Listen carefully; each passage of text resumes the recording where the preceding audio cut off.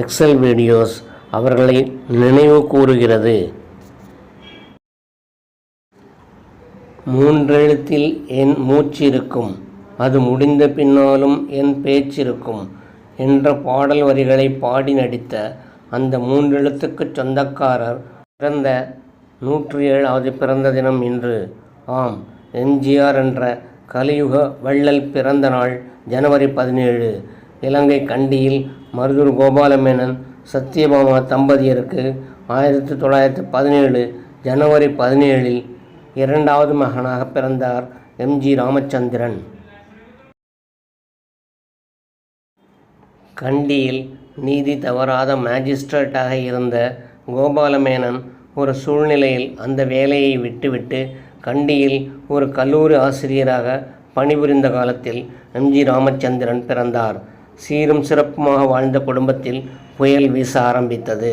எம்ஜிஆர் 2½ வயது குழந்தையாக இருந்தபோது தந்தையை இழந்தார்.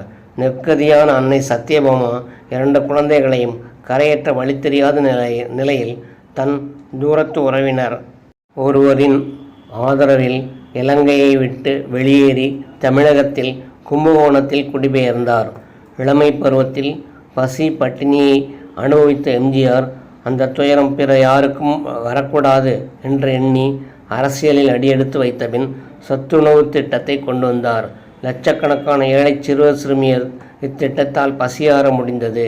பள்ளி பருவத்தில் படிக்க வேண்டிய காலத்தில்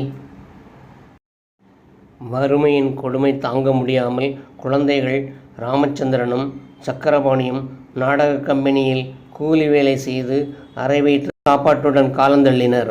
அவர் முதலாக நடித்த லவகுசா நாடகத்தில் நடித்தமைக்காக வாரம் 25 பைசா சம்பளம் பெற்றார். ஒருமுறை பி.யு. சின்னப்பா உடல்நலம் குன்றி நடிக்க இயலாத நேரத்தில் அவர் ஏற்ற கதாபாத்திரத்தை ஏற்று நடிக்க வேண்டிய சந்தர்ப்பம் எம்ஜிஆருக்கு கிடைத்தது. எம்ஜிஆர் குருவாக மதித்த திரு எஸ்.ஜி. கிட்டப்பா இவரது நடிப்பை பார்த்து மனதார பாராட்டி வாழ்த்தினார். ரங்கூனில் நடிப்பதற்காக முதன்முறையாக கடல் பயணம் செய்தார். சகோதரர்கள் இருவரும் பாய்ஸ் கம்பெனியில் வேலை செய்து வந்த காலத்தில் சக்கரபாணி மீது ஒரு பொய்யான குற்றத்தை சுமட்டி அவரை கம்பெனியிலிருந்து வெளியேற்ற முயற்சித்தனர். எம்ஜிஆரும் அவருடன் வெளியேற இருந்ததால் அவர் இல்லாவிட்டால் நாடகம் பாதிக்கும் என்று கருதி இருவரையும் மீண்டும் வேலைக்கு சேர்த்து கொண்டனர். எம்ஜிஆர் நாடக மேடையில் உச்சத்தில் இருந்தபொழுது சுதந்திர போராட்டமும் உச்சத்தில் இருந்தது.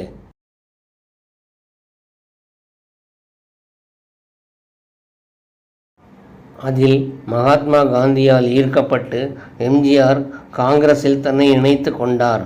அன்றைய காலகட்டத்தில் ஒலியில்லாமல் ஊமை படமாக வந்து கொண்டிருந்த சினிமா காளிதாஸ் என்ற படத்திலிருந்து பேசும் படமாய் மாறியது.